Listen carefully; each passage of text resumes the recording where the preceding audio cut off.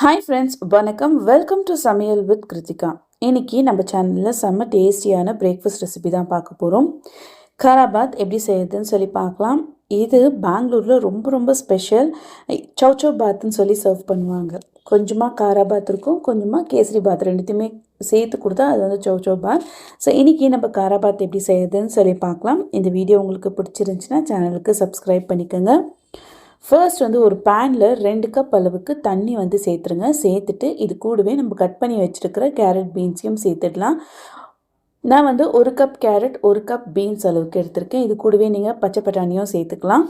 சேர்த்து இதை நல்லா வேக வச்சுக்கோங்க. ஒரு 70% வெந்தால் போதும். தேவையான அளவு உப்பு சேர்த்து வேக வச்சுட்டு இந்த மாதிரி ஸ்ட்ரெயின் பண்ணி தனியாக எடுத்து வச்சுக்கோங்க. நம்ம வேக வச்ச அந்த தண்ணியுமே வந்து உப்புமா செய்கிறதுக்கு நம்ம யூஸ் பண்ண போகிறோம். ஸோ அதையும் எடுத்து வச்சுக்கோங்க. இப்போ நெக்ஸ்ட்டு ஒரு பேனில் 2 டேபிள் ஸ்பூன் அளவுக்கு எண்ணெய் சேர்த்துக்கோங்க. காராபாத்துக்கு கொஞ்சம் எக்ஸ்ட்ரா எண்ணெய் கண்டிப்பாக தேவைப்படும். ஸோ அதனால் தாராளமாக சேர்த்துக்கோங்க. எண்ணெய் நல்லா சூடானதும் ஸ்லோ ஃப்ளேம் வச்சுட்டு இதில் 1 டேபிள் ஸ்பூன் அளவுக்கு கடலைப்பருப்பு, ஒரு 7-8 முந்திரியை வந்து 2ஆக கட் பண்ணி சேர்த்துக்குங்க. சேர்த்து நல்லா ஃப்ரை பண்ணுங்கள். முந்திரியும் கடலைப்பருப்பும் மீடியம் ஃப்ளேமில் நல்லா வந்து ஃப்ரை ஆகட்டும். இப்போது இதில் வந்து ஒரு 1/2 டீஸ்பூன் அளவுக்கு கடுகு சேர்த்துக்கலாம். கூடவே 1 டீஸ்பூன் அளவுக்கு சீரகம் சேர்த்துட்டு 2 வெங்காயம் பொடியாக கட் பண்ணி இது கூட சேர்த்துக்குங்க. சேர்த்து எல்லாத்தையும் ஒன்றா கலந்துருங்க. வெங்காயம் நல்லா வதங்கி வரணும்.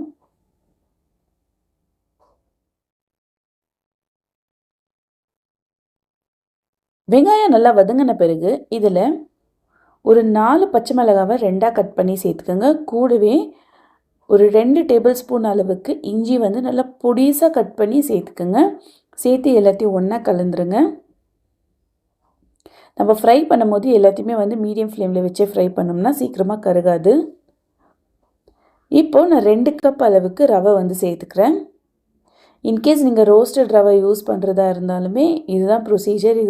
இந்த ஸ்டேஜில் தான் வந்து நம்ம ரவை சேர்க்கணும். சேர்த்துட்டு ரவை நல்லா ஃப்ரை பண்ணிக்கோங்க.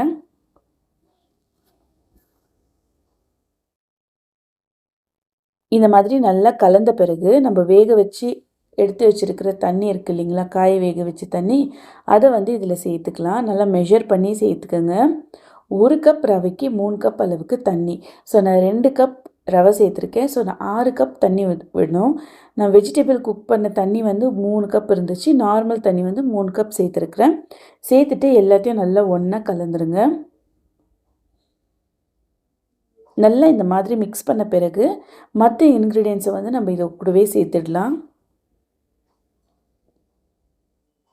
இப்போது தேவையான அளவு உப்பு சேர்த்துக்கோங்க.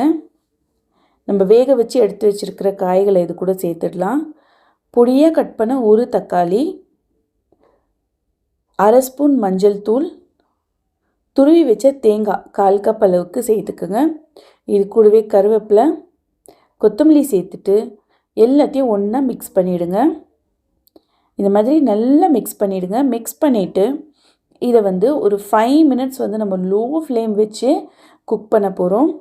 யூஸ்வலாக உப்புமாவெல்லாம் செய்யும் போது சொல்லுவாங்க ரவை வந்து நல்லா மலர்ந்து வரணும்னு சொல்லிட்டு. ஸோ அந்த ஸ்டேஜுக்கு வர்றதுக்காகத்தான் நம்ம வந்து ஸ்லோ ஃப்ளேமில் ஒரு 5 மினிட்ஸ் வைக்கிறோம். 1 டேபிள் ஸ்பூன் அளவுக்கு நெய் தேவைப்பட்டால் விட்டுக்கோங்க, இல்லைனாலும் பரவாயில்ல. நெய் விட்டால் நல்ல ஃப்ளேவர் நல்லாயிருக்கும். அதுக்காகத்தான் நெய் விட்டு க்ளோஸ் பண்ணிவிட்டு நீங்கள் 5 மினிட்ஸ் கழித்து ஓப்பன் பண்ணிங்கன்னா கம்மட்டு காராபாத் வந்து செம்ம டேஸ்டியாக வந்து ரெடி ஆகிடும். கண்டிப்பாக ட்ரை பண்ணி பாருங்கள். இது கூடவே நீங்கள் வந்து ஒரு பொட்டுக்கடலை சட்னி அந்த மாதிரி வச்சு சாப்பிடும்போது டேஸ்ட் வேறு லெவலில் இருக்கும். அவ்வளோதான், நம்மளோட பிரேக்ஃபாஸ்ட் வந்து காராபாத் வந்து ரெடி ஆகிடுச்சு. இந்த வீடியோ உங்களுக்கு பிடிச்சிருந்துச்சுன்னா சேனலுக்கு சப்ஸ்கிரைப் பண்ணிக்கோங்க. ஃப்ரெண்ட்ஸ் அண்ட் ஃபேமிலி கூட ஷேர் பண்ணிக்கோங்க. Thank you.